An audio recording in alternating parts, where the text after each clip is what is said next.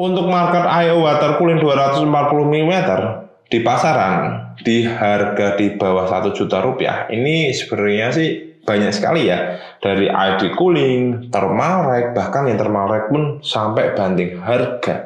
Ada yang di bawah 700 atau 800 ribu itu sudah mendapatkan I/O water cooling 240 mm, bahkan yang harganya 1 juta lebih beberapa puluh ribu sudah mendapatkan I/O water cooling 250 mm yang memiliki LCD di water blocknya. Dan kali ini saya akan mengulas dan mereview sebuah I/O water cooling dari Gamdias dengan tipe Aura GL240V2.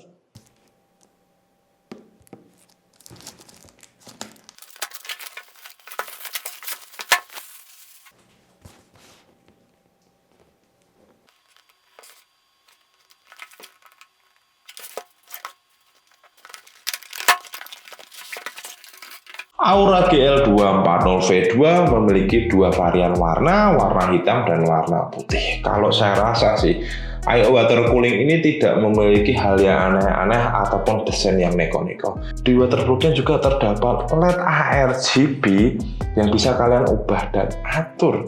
Fan yang terdapat pada Aura GL240 yang bisa kalian sinkronkan dengan motherboard kalian. Tetapi untuk paket pembeliannya, kalau saya cek sih dia belum mendapatkan controller RGB. Nggak masalah sih ya, karena untuk beberapa motherboard sekarang dia sudah memiliki feature 3 pin RGB untuk pewarnaan lightning, entah dari water block, fan, atau LED strip. Pada bagian tengahnya ini bertuliskan Aura, dan tulisan Aura ini bisa kalian rotate. Jadi dia bisa kalian rotate berdasar pemasangan water block kalian. Kalau saya rasa sih untuk pemasangan water block ya sesuai yang pada gambar webnya ini sudah cukup sih, cukup oke, dan standarnya seperti itu. Apalagi untuk penempatan radiator di bagian atas, dia memiliki pump di bagian water block, dan pumpnya ini dia memiliki 12 slot dan 10 pole motor dan terbilang powerful. Selain itu, dia memiliki speed pumpnya sebesar 2600 rpm, kurang lebih 10%. Selain itu, untuk cool plate-nya terbuat dari tembaga. Desain waterproofnya ciamik sih bro, dia nggak aneh-aneh, simple, elegan. Dan untuk fan radiatornya, dia memiliki ukuran 12 cm atau 120 mm dengan kecepatan RPM sekitar 1800 RPM, kurang lebih 10%.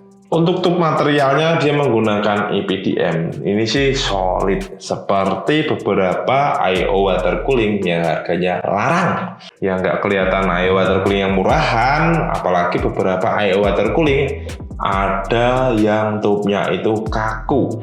Aura GL240V2 sudah mendukung untuk Intel dari LGA 2066, 2011 V3, 2011, 1851 atau 1700, dan 115X dan 1200. AMD-nya itu dari AM5, AM4, AM3 Plus, AM3, AM2, AM2 Plus, FM2, FM2, FM1. Jadi untuk fan-nya ini sudah terdapat sebuah tanda direksional untuk putaran kipas, arah kipasnya itu muternya sebelah mana, dan hembusan anginnya tuh arahnya kemana. Selain itu, untuk fin dari radiator Aura GL ini menurut saya cukup bagus sih, cukup rapet.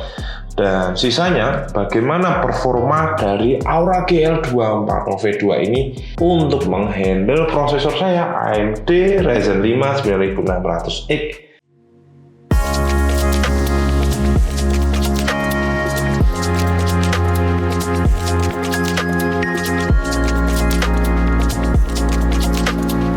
Dimulai dari Genopen R23 multicore, saya mendapatkan score point sekitar 18.159.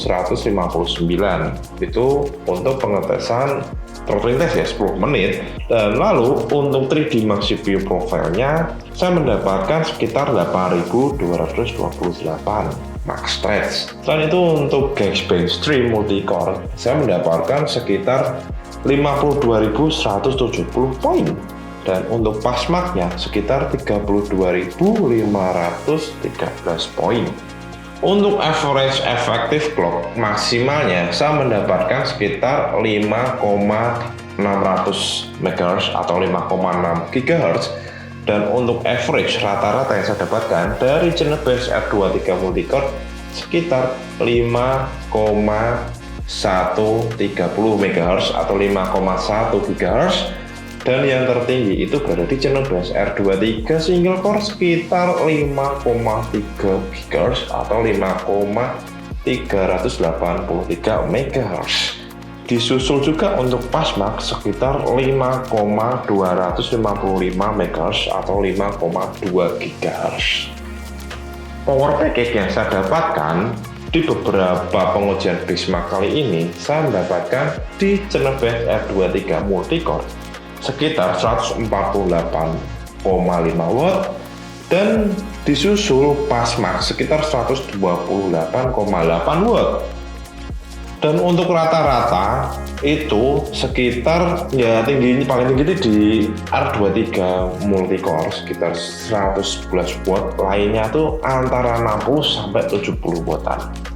Lalu untuk temperatur yang saya dapatkan maksimal itu di 90 derajat Celcius di Genesis R23 multicore. Selain itu disusul Fastmax itu di 81,3 derajat Celcius, dan lainnya di rata-rata sekitar 50 sampai mentok di 76 derajat Celcius. Ya, menurut saya ini merupakan salah satu I/O water cooling yang terbilang ini masih mumpuni sih untuk sekelas prosesor mid-range. Entah kalian menggunakan Ryzen 5 9600X dengan menggunakan default settingannya, enggak main PBO lah yang aneh-aneh, ini masih bisa, mungkin masih di bawah, temperaturnya masih di bawah yang saya dapatkan ini.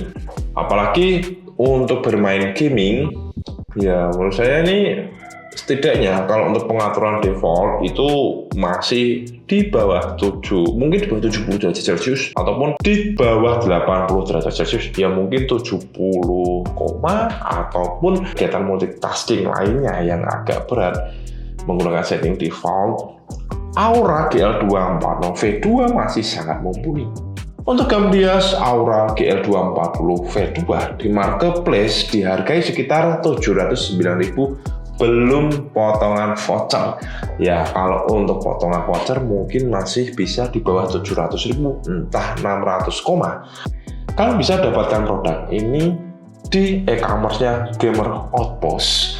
Dan untuk beberapa PC enthusiast atau PC consumer, kalian bisa mengetahui lebih banyak produk dari Camdias. Bisa kalian buka di www.camdias.com.